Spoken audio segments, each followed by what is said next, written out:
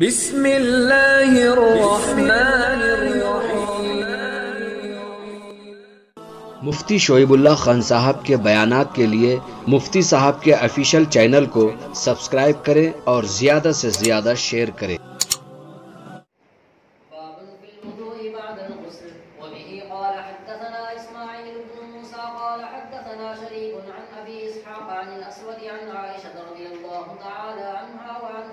أن النبي صلى الله عليه وسلم كان لا يتوضأ بعد الغسل. قال أبو عيسى هذا قول غير واحد من أصحاب النبي صلى الله عليه وسلم والتابعين أن لا يتوضأ بعد الغسل.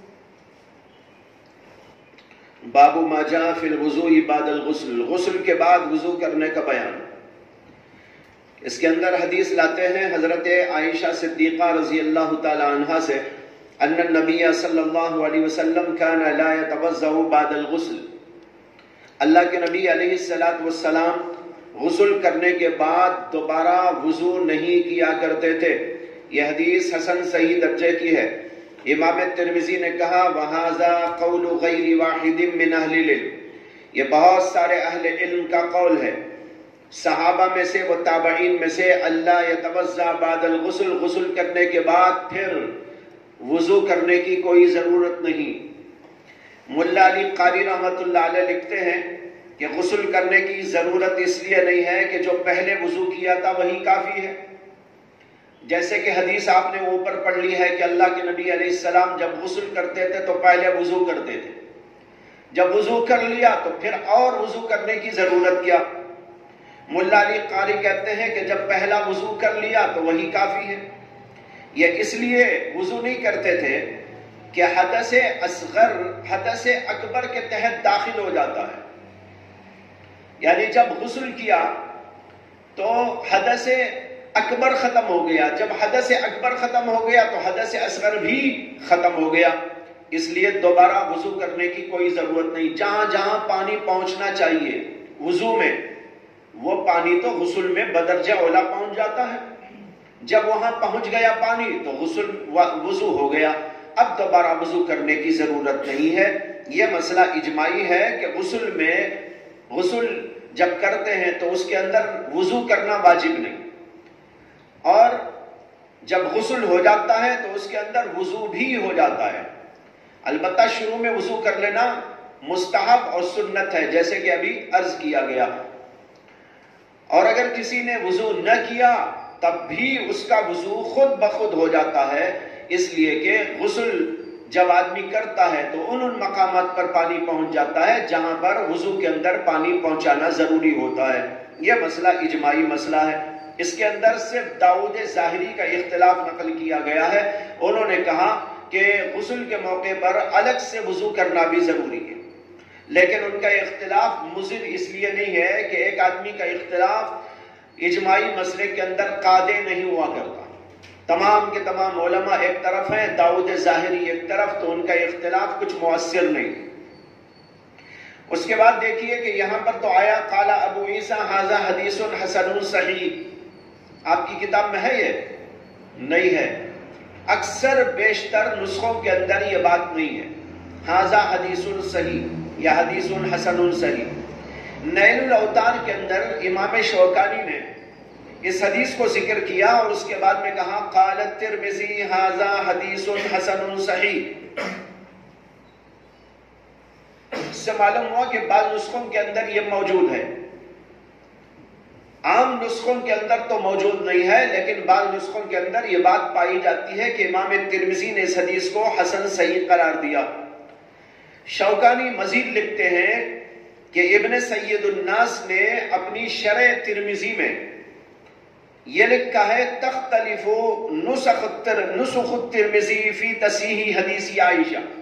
امام ابن سید الناس نے لکھا ہے کہ اس موقع پر امام ترمذی کے نسخوں کے اندر اختلاف ہے کہ بعض کے اندر اس حدیث عائشہ کی تصحیح کی گئی ہے اور بعض کے اندر تصحیح موجود نہیں، لیکن جس کے اندر تصحیح موجود ہے اس کو مقدم گردانا گیا ہے۔ اور اس لیے بھی کہ یہی حدیث اور اس کے علاوہ بھی متعدد احادیث اس موضوع پر آئی ہے، امام بیہقی نے ان کی تخریج کی ہے اور ان کو اسانید جیدہ کے ساتھ میں روایت کیا ہے۔ لیکن اس کے اوپر ایک اشکال ہوتا ہے. اشکال یہ ہے کہ اس کے اندر ایک راوی ہے. آپ دیکھو سند میں وہ ہے شریک. حدثنا اسماعیل ابن موسیٰ قال حدثنا شریک عن ابی اسحاق. اس شریک سے مراد ہے شریک بن عبداللہ النخعی، قاضی کوفے کے قاضی تھے. ان کا تذکرہ اس سے پہلے بھی ایک دو جگہ پر گزر گیا. وہاں پر میں نے بتایا تھا کہ یہ شریک بن عبداللہ اماموں میں سے ایک امام ہیں، بہت بڑے فقیہ گزرے ہیں، حدیث کے سلسلے میں بھی ان کا بڑا نام ہے، لیکن حافظے کی کمزوری کی وجہ سے ان کو ضعیف قرار دیا گیا. بعض لوگوں نے لکھا ہے کہ جب انہوں نے قضاوت سنبھال لی تو اس کے بعد ان کے حافظے کے اندر تغیر پیدا ہو گیا اور اس لیے ان کی روایتوں کے اوپر اعتماد نہیں کیا جاتا. تو بہرحال ان کے حافظے کے اندر تغیر واقع ہو جانے اور حافظے میں ضعف کی وجہ سے ان کی روایات کو قابل اعتبار نہیں سمجھا گیا. اب سوال یہ ہے کہ وہی راوی یہاں موجود ہے شریک بن عبداللہ، تو ان کی حدیث ضعیف ہونی چاہیے، لیکن اس کو امام ترمذی نے حدیث حسن صحیح کیسے قرار دے دیا؟ یہ سوال پیدا ہوتا ہے. اس کا جواب یہ ہو سکتا ہے کہ امام ترمذی نے اس کو جو بعض نسخوں کے اندر حدیث صحیح یا حدیث حسن صحیح کہا ہے، یہ دیگر روایات کی وجہ سے قرار دیا ہے. بنفس ہی یہ حدیث صحیح نہیں ہے، لیکن دیگر روایات کی وجہ سے اس کو انہوں نے صحیح قرار دیا ہے. یعنی یہ صحیح لذاتی نہیں ہے بلکہ صحیح لغیری ہی ہے.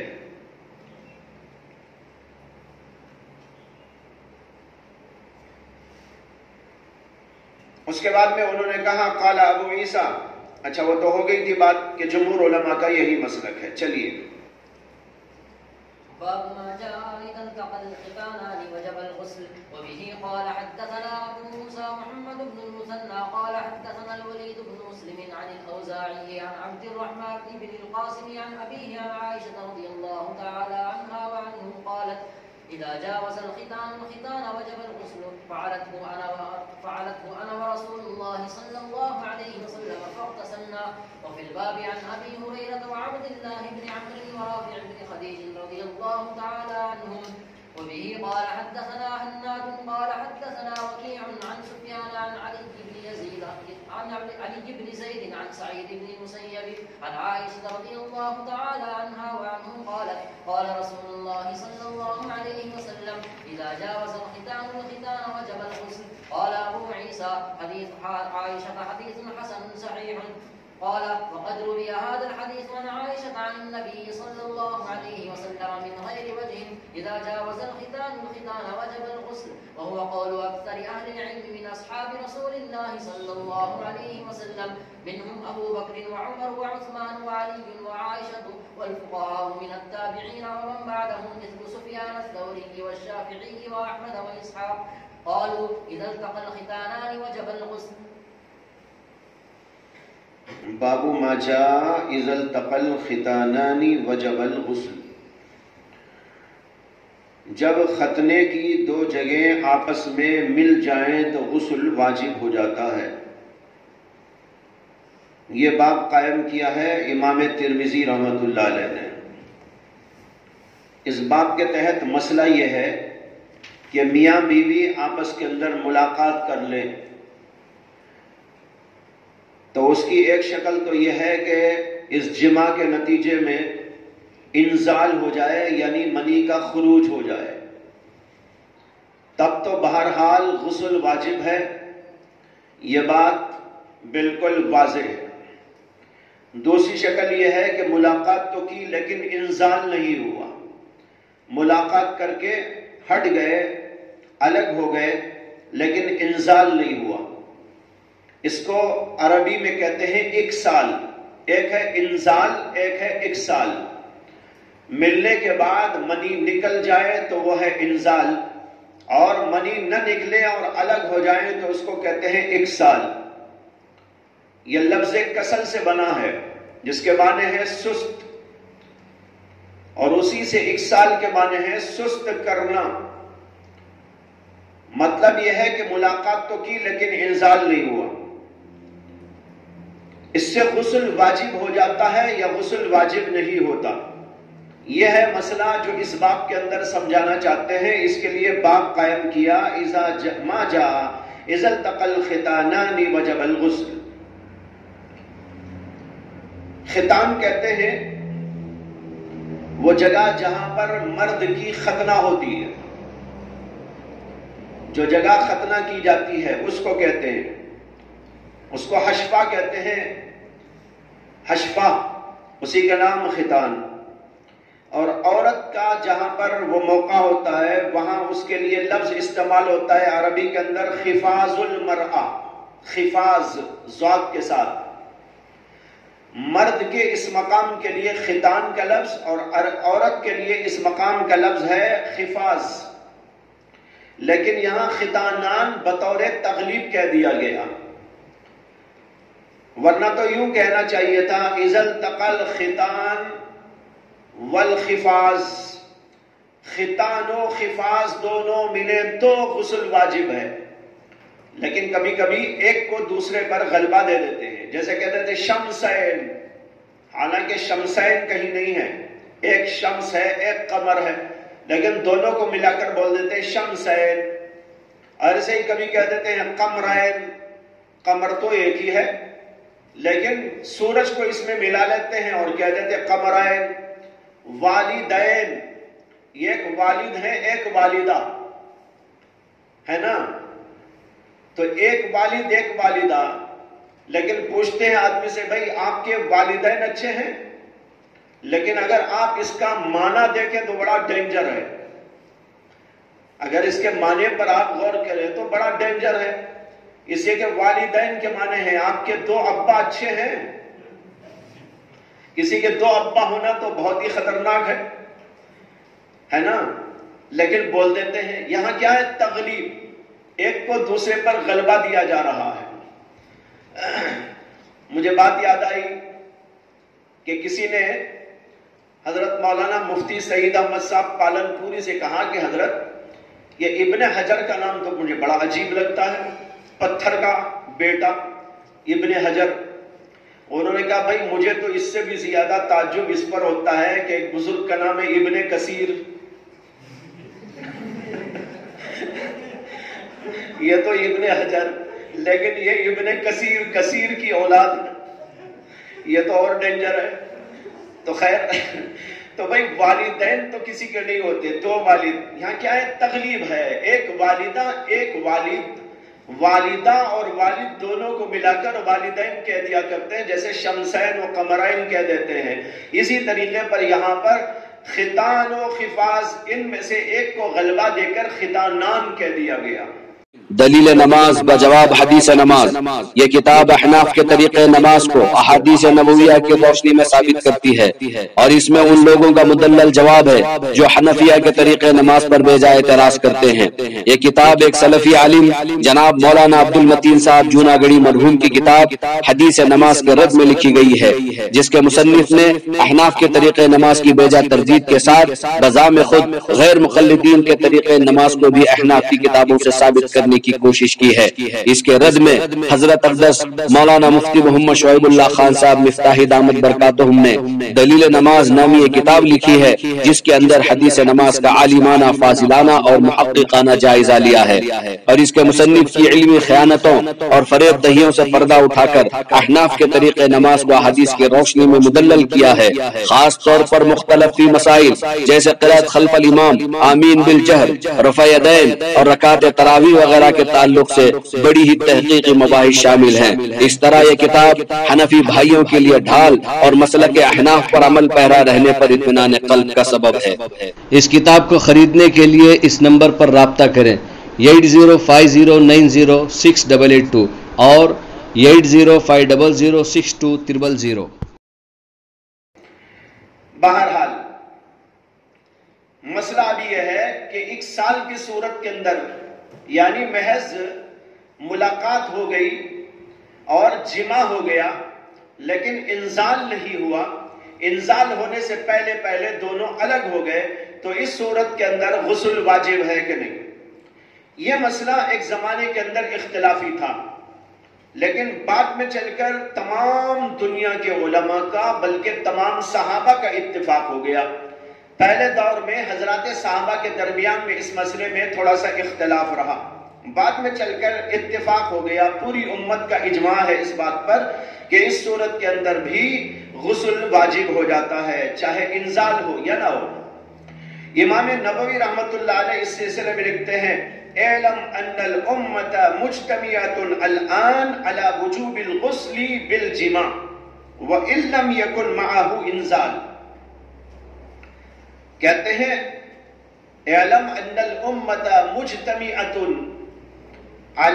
الان علی وجوب الغسل بالجماع وَإِن لَّمْ يَكُن مَّعَهُ انزال، اگرچہ کہ اس کے ساتھ انزال نہ ہو لیکن جماع کرتے ہی غسل واجب ہو جائے گا۔ یہ ہے تمام دنیا کے علماء کا مسلک، اور آج پوری دنیا کے علماء تمام کی تمام امت اس بات کے اوپر اجماع کیے ہوئے ہیں۔ لیکن صحابہ میں ابتدا میں حضرت عمر کے زمانے تک اختلاف رہا، حضرت عمر کے زمانے میں آ کر یہ اختلاف ختم ہو گیا، اور اختلاف کی وجہ دراصل یہ تھی کہ اس کے اندر روایات میں اختلاف ہے۔ بعض روایات یہ بتاتی ہیں کہ میاں بیوی کے مل لینے اور انزال نہ ہونے کی صورت کے اندر صرف وضو کر لینا کافی، غسل کی کوئی ضرورت نہیں۔ دوسری روایات یہ بتاتی ہیں کہ غسل اس صورت کے اندر بھی ضروری اور لازم ہے۔ جو روایت امام ترمذی نے ابھی پیش کی اور پڑھی گئی اس کے اندر صاف طریقے پر یہ ہے کہ ختانان کے مل جانے پر غسل واجب ہو جاتا ہے۔ چنانچہ حضرت عائشہ صدیقہ رضی اللہ تعالی عنہ کی روایت ہے، وہ کہتی ہیں اذا جاوز الختان الختان فقد وجب الغسل، جب ختان مرد کا ختان عورت کے ختان سے تجاوز کر جائے فقد وجب الغسل، تو غسل واجب ہو جاتا ہے۔ انہوں نے کہا فعلته انا ورسول اللہ صلی اللہ علیہ وسلم فاغتسلنا، اللہ کے رسول اور ہم نے ایسا کیا اور پھر اس کے بعد غسل کیا۔ معلوم ہوا انزال نہ ہونے کی صورت کے اندر بھی غسل واجب ہوتا ہے۔ اس سلسلے میں بہت ساری روایات مختلف الفاظ کے ساتھ میں نقل کی گئی ہیں۔ ایک طرف یہ روایات ہے، دوسری طرف اور روایات ہیں جس سے یہ پتہ چلتا ہے کہ اس صورت کے اندر سے وضو کر لینا کافی ہے، غسل واجب نہیں۔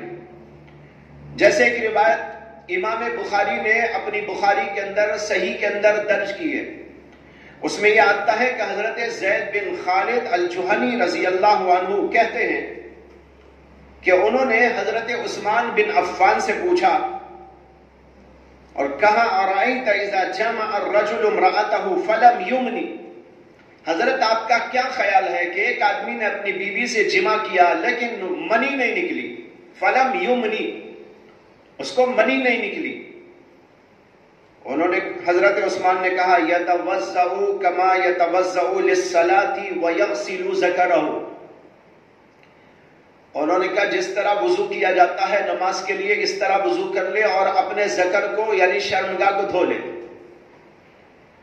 حضرت عثمان نے کہا سمعتہ من رسول اللہ صلی اللہ علیہ وسلم، یہ بات میں نے رسول اللہ صلی اللہ علیہ وسلم سے سنی ہے۔ دیکھو انہوں نے حضور کے حوالے سے یہ مسئلہ بیان کیا جب ان سے زید بن خالد الجہنی نے یہ سوال کیا تھا۔ حضرت زید بن خالد کہتے ہیں فسألت عن ذلك علی ابن ابی طالب، پھر اس کے بعد میں نے یہی سوال حضرت علی سے کیا، حضرت زبیر سے کیا، حضرت طلحہ بن عبید اللہ سے کیا اور حضرت ابی ابن کعب سے کیا۔ یہ بخاری کی روایت سنا رہا ہوں آپ کو۔ کہتے ہیں کہ میں نے ان سب حضرات صحابہ سے سوال کیا، کہتے ہیں فَأَمَرُوهُ بِذَلِكَ، ان سب نے بھی ان کو وہی کہا، یعنی وضو کر لو۔ اتنے سارے صحابہ سے یہ روایت آئی ہے کہ اس صورت کے اندر سے وضو کر لینا کافی ہے۔ اس کو امام بخاری نے بھی روایت کیا ہے، امام مسلم نے بھی روایت کیا ہے۔ دوسری حدیث حضرت ابو سعید خدری رضی اللہ تعالی عنہ سے آئی ہے، جس کو مسلم اور طحاوی نے روایت کیا۔ وہ کہتے ہیں کہ ایک بار میں اللہ کے رسول علیہ السلام کے ساتھ میں نکلا قباء کی طرف۔ قباء ایک محلہ ہے مدینے کا، اس محلے کی طرف نکلے۔ کہتے ہیں یہاں تک کہ ہم لوگ بنو سالم کے محلے میں آئے، تو وہاں پر اللہ کے رسول علیہ السلام حضرت اتبان بن مالک کے گھر کے اوپر کھڑے ہو گئے، فصرخ به، اور ان کو آواز دی، یعنی ان کو پکارا، اتبان اتبان۔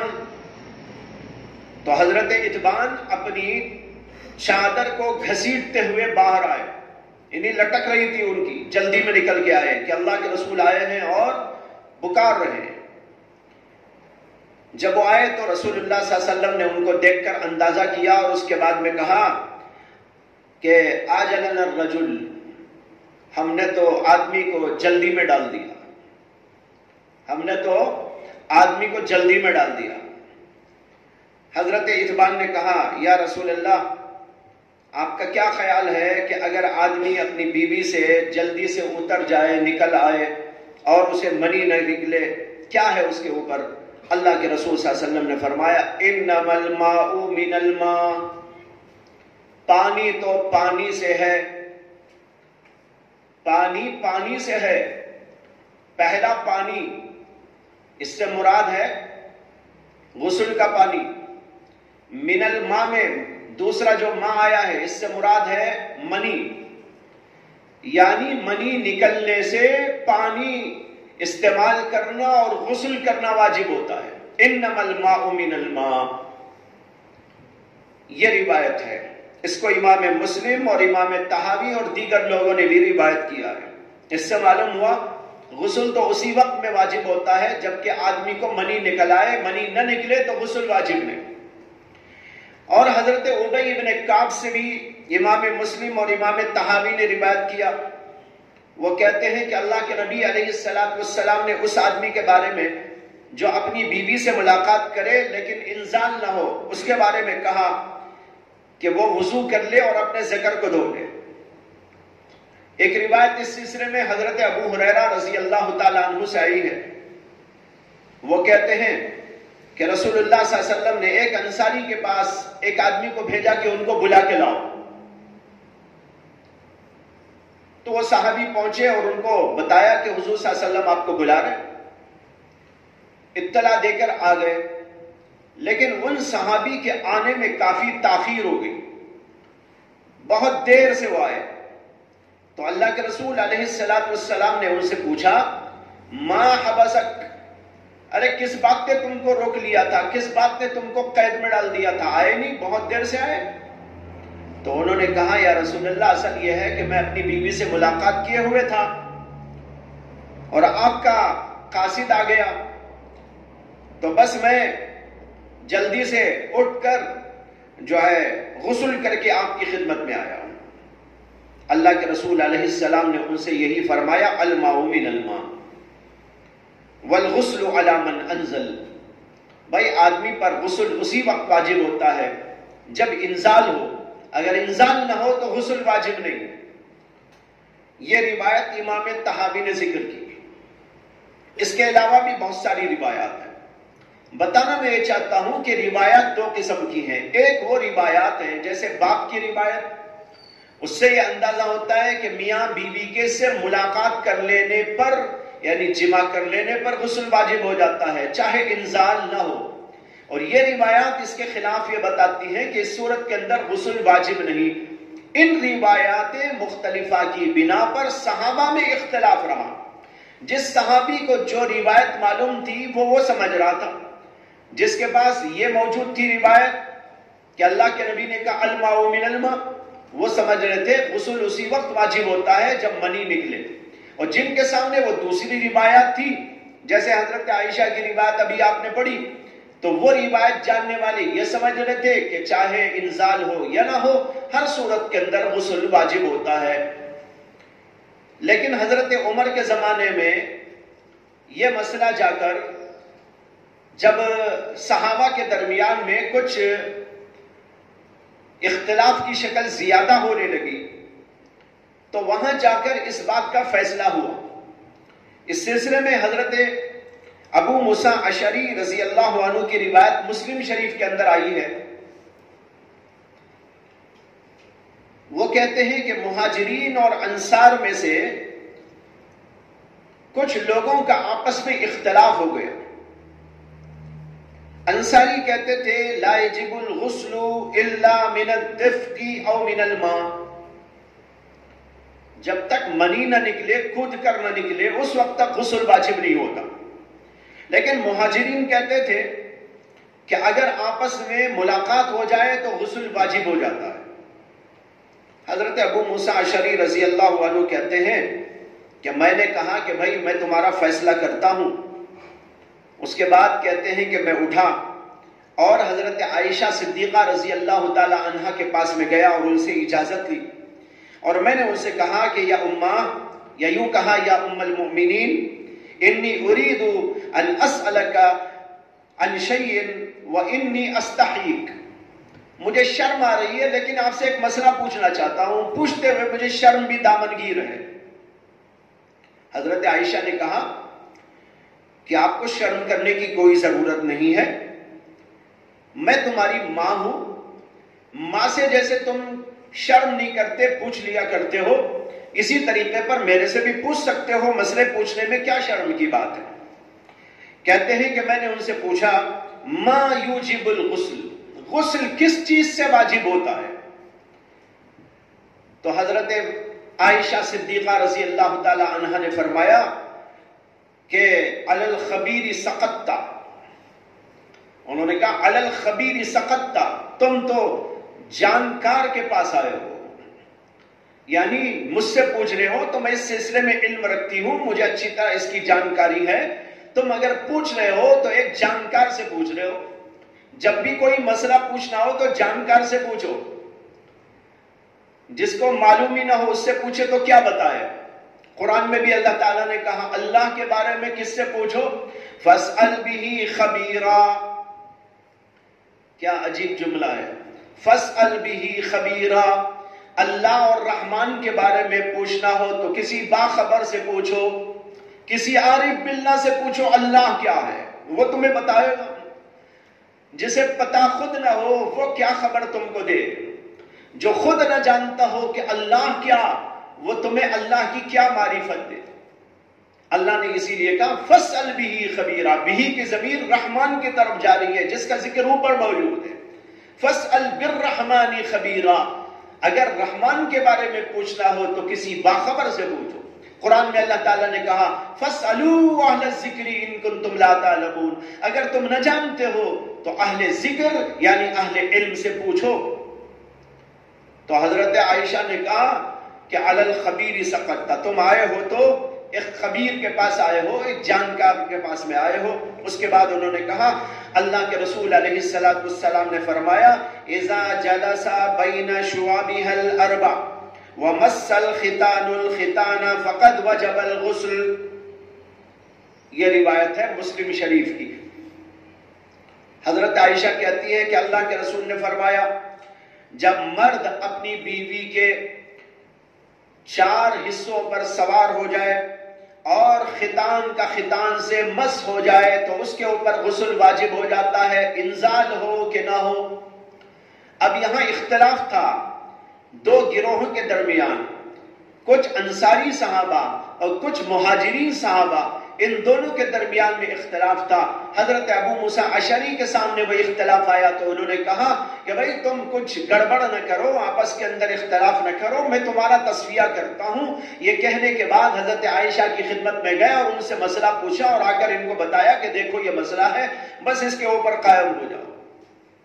امام طحاوی نے بھی بہت تفصیل کے ساتھ ایک روایت اس سلسلے میں ذکر کی ہے جس میں اختلاف صحابہ اور حضرت عمر کے زمانے کے اندر اس اختلاف کے رفع کی صورت بیان کی گئی. وہ یہ ہے کہ حضرت عبید بن رفاعہ کہتے ہیں کہ ہم لوگ ایک بار حضرت زید بن ثابت کی مجلس میں تھے اور ہم نے انزال سے غسل کے واجب ہونے نہ ہونے کے بارے میں مذاکرہ کیا. تو حضرت زید نے کہا کہ جو ہے میں تمہیں بتاتا ہوں کہ جب تک انزال نہ ہو اس وقت تک غسل واجب نہیں. غسل اسی وقت واجب ہوتا ہے جب انزال ہو جائے. یہ کہا حضرت زید بن ثابت نے. اور انہوں نے کہا یتوضأ وضوءہ للصلاۃ، بس وہ آدمی تو اپنا وضو کر لے جیسے کہ وضو کرتا ہے نماز کے لیے. ایک آدمی اس مجلس میں سے اٹھا اور حضرت عمر کی خدمت میں آیا اور آ کر کہا کہ زید بن ثابت تو ایسا ایسا مسئلہ بیان کر رہے ہیں. حضرت عمر نے کہا اذهب انت بنفسك فاتنی به، بھائی جاؤ اور زید بن ثابت کو بلا کے لاؤ. وہ آدمی گیا اور حضرت زید بن ثابت کو بلا کے لایا. جب وہ آئے تو حضرت عمر رضی اللہ عنہ کے پاس اور بہت سارے صحابہ بیٹھے ہوئے تھے جن میں حضرت علی کرم اللہ تعالی وجہہ بھی تھے، حضرت معاذ بن جبل بھی تھے. جب وہ آئے تو حضرت عمر نے ان سے کہا انت عدو نفسک تفتی الناس بہذا، ارے تم اپنی جان کے دشمن ہو، یہ فتویٰ دیتے ہو لوگوں کو. انت عدو نفسک انت تفتی بہذا الناس. تو حضرت زید نے کہا کہ میں نے اپنی طرف سے گھڑ کے نہیں بیان کیا ہے. انہوں نے کہا واللہ ما ابتدعته ولکنی سمعته من رسول اللہ صلی اللہ علیہ وسلم. انہوں نے کہا یہ تو میں نہیں، انہوں نے کہا ولکنی سمعته من امایا رفاع بن رافع ومن ابی ایوب الانصاری. یہ میں نے میرے دو چچاؤں سے سنا ہے، رفاع بن رافع سے اور ابو ایوب انصاری سے. تو حضرت عمر رضی اللہ عنہ نے کہا جو وہاں لوگ موجود تھے ان سے خطاب کرتے ہوئے ما تقولون، بھائی تم لوگ کیا کہتے ہو اس مسئلے میں؟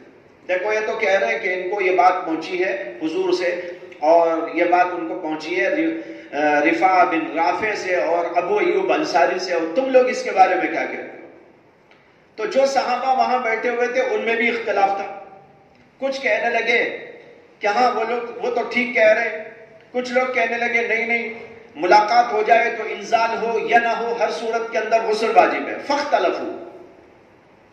تو حضرت عمر نے کہا ارے اللہ کے بندو، اگر تمہارے ہی درمیان میں اختلاف رہے تو پھر جو ہے لوگ بعد میں تمہارے بات کس سے رجوع کریں گے، کیسے مسئلے حل کریں گے؟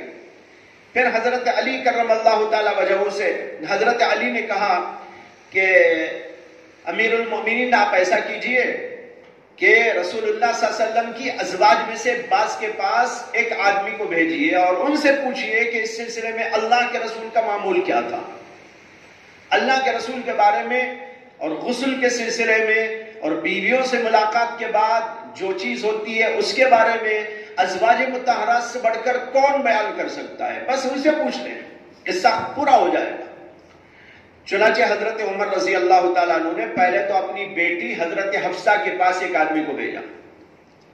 حضرت حفصہ سے پوچھا گیا کہ حضور صلی اللہ علیہ وسلم کا کیا معمول تھا. تو حضرت حفصہ نے کہا کہ مجھے اس سلسلے میں کچھ زیادہ جانکاری نہیں ہے. حضرت عائشہ سے پوچھوایا گیا.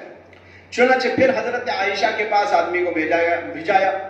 تو حضرت عائشہ کے پاس جا کر پوچھنے پر حضرت عائشہ نے کہا اذا جاوز الختان الختان فقد وجب الغسل.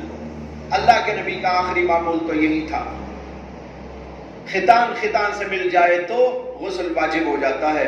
حضرت عمر رضی اللہ عنہ کو بات پہنچائی گئی تو انہوں نے لوگوں سے جو وہاں بیٹھے تھے خطاب کرتے ہوئے کہا لا اعلم احدا فعله ثم لم يغتسل الا جعلته نکالا. انہوں نے کہا بھئی دیکھو اگر کوئی بیوی سے ملنے کے بعد غسل نہ کرے تو اسے سزا دوں گا، اسے سزا دوں گا. الا جعلته نکالا، اسے تو میں سخت سزا دوں گا. اس کے بعد سے تمام لوگوں کا اتفاق ہو گیا. یہ صحابہ میں اختلاف رہا اور اختلاف کی بنیاد یہ دو قسم کی روایات ہیں، اس لیے اختلاف رہا اور حضرت عمر کے زمانے میں جب یہ بات طے ہو گئی، اللہ کے نبی کا آخری معمول یہی تھا، تو پھر تمام صحابہ کا اتفاق ہو گیا، اور اس دور سے آج تک برابر یہ اتفاق چلا آ رہا ہے۔ اور اختلاف کے بعد جو اتفاق ہو جاتا ہے، بس وہ اتفاق منعقد ہو جاتا ہے، اجماع منعقد ہو جاتا ہے۔ یہاں پر یاد رکھیے، اجماع کے بعد اختلاف معتبر نہیں، اجماع کے بعد اختلاف کا کوئی اعتبار نہیں، اور اختلاف کے بعد اجماع ہو جائے تو وہ معتبر ہے۔ جیسے اب اختلاف تھا، اجماع ہو گیا، اب اجماع ہوتے ہی بس پوری امت کا اجماع ہو جانے کے بعد اب اختلاف ختم ہو گیا۔ لیکن اگر اس کا الٹا ہو، مثلا کسی مسئلے پر صحابہ میں اتفاق ہو، یا تابعین میں تبع تابعین میں اتفاق اور اجماع ہو چکا ہو، بعد میں کوئی آ کر اس سے اختلاف کرے تو اس اختلاف کا کوئی اعتبار نہیں، وہ اختلاف باطل ہے، غلط ہے اور بالکل ناجائز اختلاف ہے۔ اختلاف کے بعد اجماع تو ہو سکتا ہے، لیکن اجماع کے بعد اختلاف کرنے کی کوئی گنجائش نہیں ہوا کرتی۔ اب اس کے بعد ایک بات یہ سمجھنا ہے کہ یہ روایات میں جو اختلاف رہا، اس کی بنیاد یہ ہے کہ پہلے زمانے میں وہ تھا، وہ منسوخ ہو گیا، اور بعد میں حضور اقدس صلی اللہ علیہ وسلم نے دوسری بات فرمائی۔ لہذا پہلی روایات جو ابھی آپ کے سامنے پیش کی گئی، جس کے اندر آیا سے وضو کر لینا کافی ہے، اور انما الماء من الماء، یہ ساری روایات منسوخ روایات ہیں، اور جس کے اندر یہ فرمایا اذا جلس بین شعبها الاربع وجاوز الختان الختان یا مس الختان الختان فقد وجب الغسل، یہ روایات بعد کی روایات ہیں، اور یہ ناسخ ہیں اور وہ منسوخ ہیں۔ اور اس کی دلیل یہ ہے کہ اگلے باب میں جو ہے آگے روایت آ رہی ہے، امام ترمذی نے یہاں پر روایت نقل کی، باب ان الماء من الماء کے باب کے اندر، اس کے اندر حضرت ابی بن کعب رضی اللہ عنہ کا جملہ نقل کیا، انہوں نے کہا انما كان الماء من الماء رخصة في اول الاسلام ثم نهي عنها۔ دیکھ رہے ہیں، انہوں نے کہا یہ الماء من الماء پہلے اسلام کے اندر بطور رخصت حکم دیا گیا تھا، پھر اس کے بعد ہمیں اس سے منع کر دیا گیا۔ پہلے یہ کہا گیا تھا غسل اسی وقت واجب ہے جب پانی نکلے یعنی منی نکلے، لیکن یہ ابتدائی اسلام کے دور کے اندر بطور رخصت حکم دیا گیا تھا، لیکن بعد میں چل کر اس سے منع کر دیا گیا اور کہہ دیا گیا کہ منی نکلے یا نہ نکلے ہر صورت کے اندر غسل واجب ہے۔ یہ روایت حضرت ابی بن کعب سے ہے۔ حضرت ابی بن کعب ہی سے وہ روایت بھی ہے الماء من الماء والی۔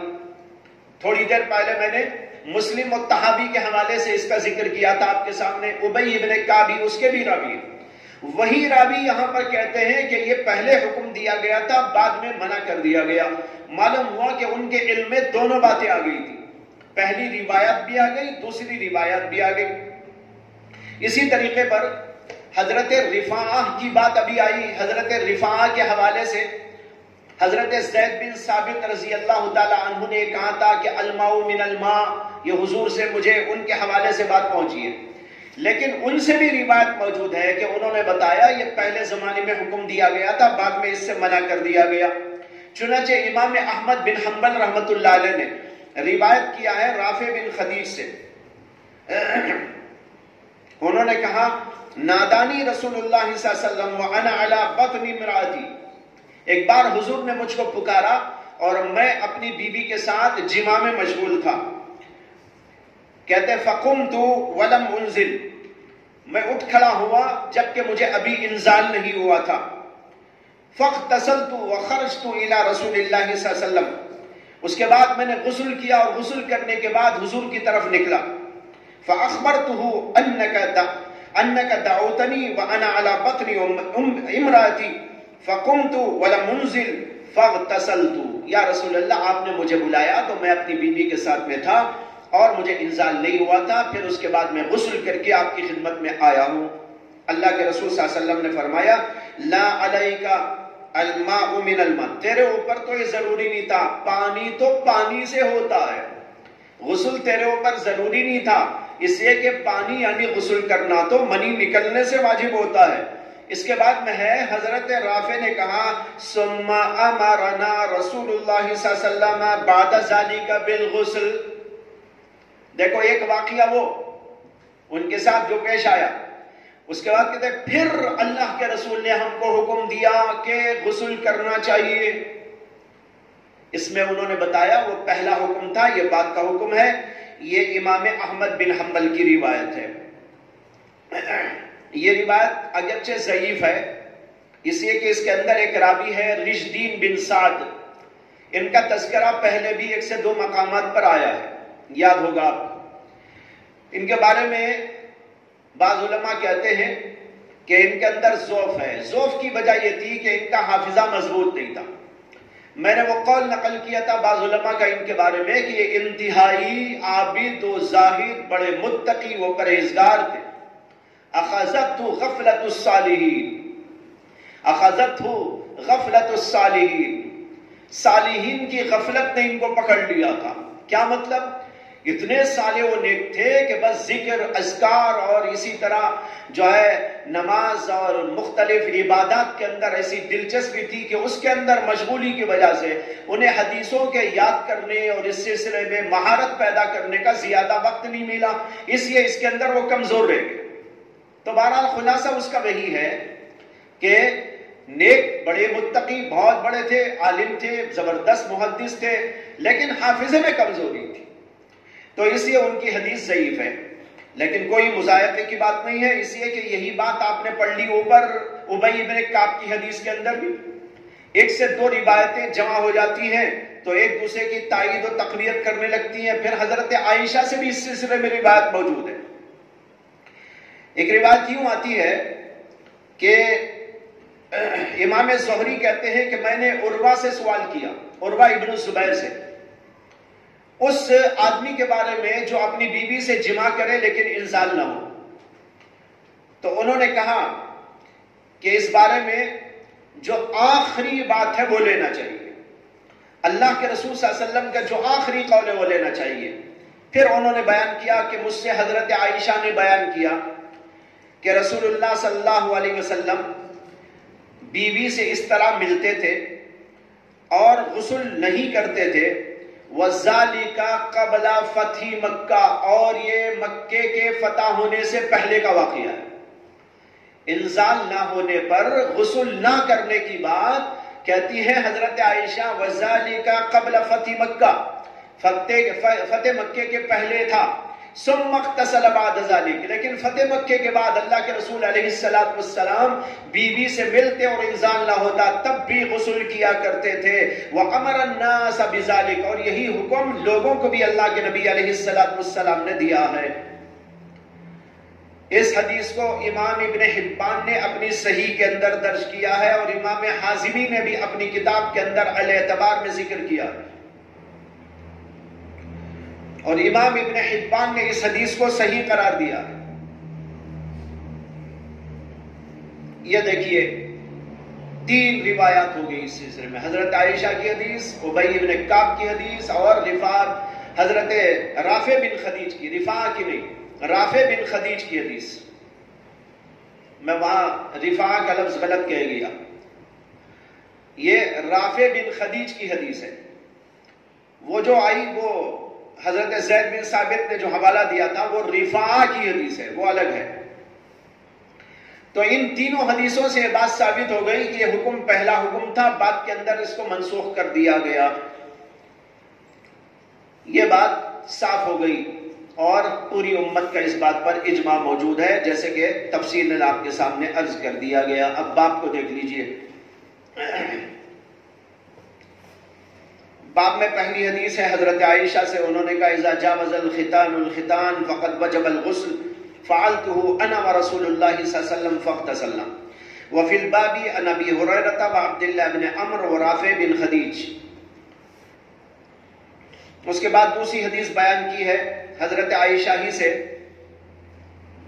حضرت عائشہ نے کہا قال النبی صلی اللہ علیہ وسلم اذا جاوز الختان الختان وجب الغسل، تجاوز کرنے کے معنی مل جانا. قال ابو عیسیٰ حدیث عائشہ حدیث حسن صحیح. وقد روی هذا الحديث عن عائشة عن النبي صلی اللہ علیہ وسلم من غیر وجہ اذا جاوز الختان الختان وقد وجب الغسل. یہ حدیث حضرت عائشہ سے متعدد طرق سے مروی ہے. وهو قول اکثر اہل العلم من اصحاب النبی صلی اللہ علیہ وسلم منهم ابو بکر وعمر وعثمان وعلی وعائشہ والفقهاء من التابعین ومن بعدهم مثل سفیان الثوری والشافعی واحمد واسحاق قالوا اذا التقى الختانان وجب الغسل. اس کے بعد دوسرا باب ہے باب ما جاء ان الماء من الماء. وبه قال حدثنا احمد بن منی قال حدثنا عبد الله بن المبارک قال اخبرنا یونس بن یزید عن الزہری عن سالم بن سعد عن ابی بن کعب رضی اللہ تعالی عنہ قال انما كان الماء من الماء رخصة في اول الاسلام ثم نهي عنها. اس کے بعد کہتے ہیں وبه قال حدثنا احمد بن منی قال حدثنا عبد الله بن المبارک قال اخبرنا معمر عن الزہری بهذا الاسناد مثله. اسی کے مثل یہ دوسرا طریق ہے. امام ترمذی کہتے ہیں ھذا حدیث حسن صحیح وانما كان الماء من الماء في اول الاسلام ثم نسخ بعد ذلك وهكذا روى غير واحد من اصحاب النبي صلی اللہ علیہ وسلم منهم ابی بن کعب ورافع بن خدیج. یہ بات متعدد صحابہ نے ذکر کی ہے. ابی بن کعب کی حدیث تو اوپر آپ نے پڑھ لی. رافع بن خدیج کی حدیث میں نے آپ کو امام احمد کے حوالے سے سنا دی اور اس کے ساتھ حضرت عائشہ کی حدیث بھی آپ کو سنا دی جو اس بات پر دلالت کرتی ہے کہ یہ پہلا حکم تھا الماء من الماء، بعد میں منسوخ ہو گیا.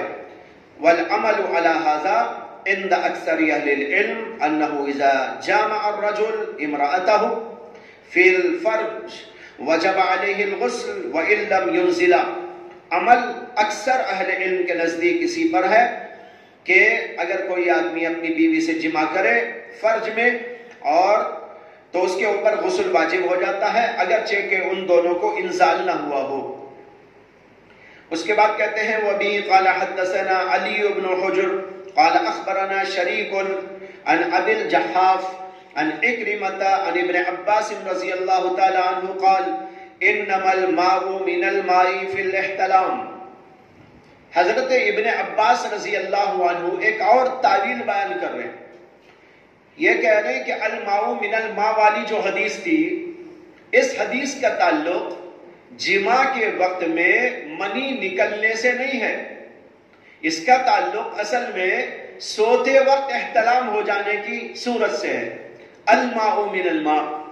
یہ مسئلہ تو آپ کو معلوم ہی ہوگا کہ ایک آدمی سو رہا تھا، اسے احتلام ہوا، خواب نظر آیا اور اسے محسوس ہوا کہ کچھ نکل گیا، لیکن جب بیدار ہوا تو کچھ نہیں تھا، کوئی تری موجود نہیں تھی. تو اس صورت میں مسئلہ یہ ہے کہ اس کے اوپر غسل واجب نہیں، اور اگر کچھ نکلا تو غسل واجب ہے. یہ ہے نا مسئلہ. تری اگر موجود ہے تو غسل واجب ہے اور اگر تری موجود نہیں ہے تو غسل واجب نہیں. ابن عباس کہتے ہیں اللہ کے نبی نے جو کہا الماء من الماء اس کا تعلق اس مسئلے سے. الماء من الماء غسل کرنا اس وقت واجب ہے جبکہ احتلام میں کچھ نکل جائے. اگر احتلام میں کچھ نہیں نکلا تو غسل واجب نہیں. یہ ابن عباس نے تعویل کی ہے اس حدیث کی. جمہور علماء تو اس کو منسوخ قرار دیتے ہیں اور کہتے ہیں کہ وہ پہلا حکم تھا منسوخ ہو گیا. اور حضرت ابن عباس سے کہتے ہیں کہ حدیث منسوخ نہیں بلکہ اس کا معنی کچھ اور ہے. جن حدیثوں میں یہ آیا ہے کہ بیوی سے مل لینے پر غسل واجب ہے چاہے انزال ہو نہ ہو، وہ حدیثیں اپنی جگہ پر ہیں.